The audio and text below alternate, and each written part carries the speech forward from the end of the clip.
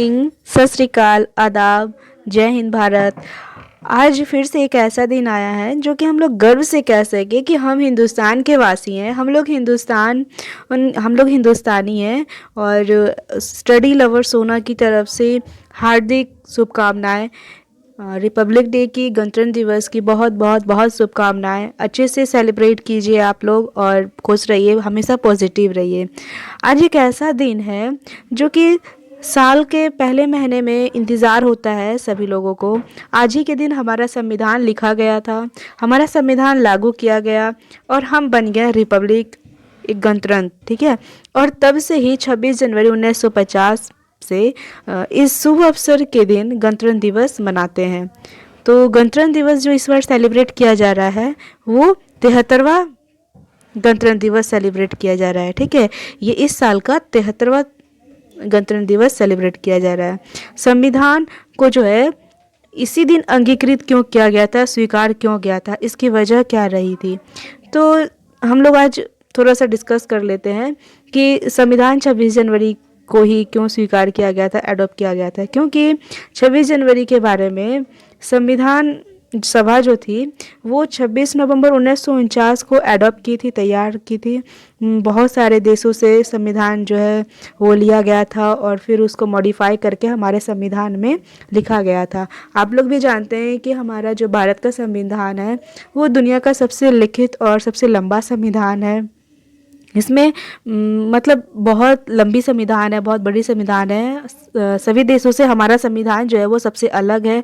और संविधान सभा ने ये डिसाइड किया कि जो संविधान है वो 26 जनवरी 1950 को लागू किया जाए।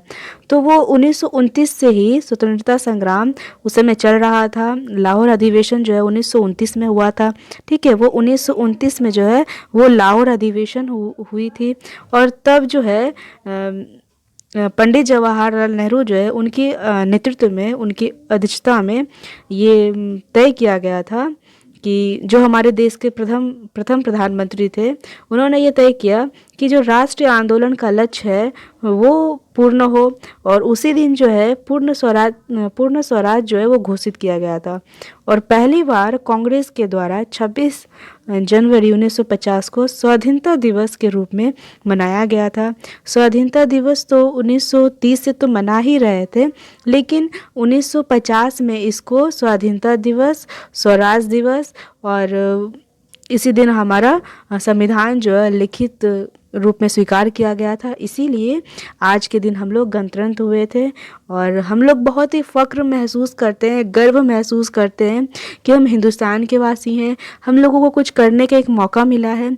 और हमारे देश में विभिन्न प्रकार की जातियाँ, धर्म, लिंग, संप्रदाय के लोग हैं। हमारे देश में बहुत सारी विभिन्नताएं हैं, फिर भी हम लोग एक होकर के किसी भी विपदाएं या फिर किसी भी सिचुएशंस का सामना करते हैं और आगे भी करते रहेंगे। जैसे कि अभी रिसेंट में जो कोरोना आई थी, कोरोना कितनी बड़ी महामारी थी, बीमारी थी, जिसका हम सभी ने मिलकर सामना किया। इसी तरीके से आप लोग राष्ट्र के हित के बारे में सोचते रहिए, राष्ट्र के बारे में सोचिए और पॉजिटिव थिंकिंग करते रहिए ताकि हमारा देश और भी ऊंचा हो, ताकि विश्व गुरु बनाने का जो सपना है वो साकार हो।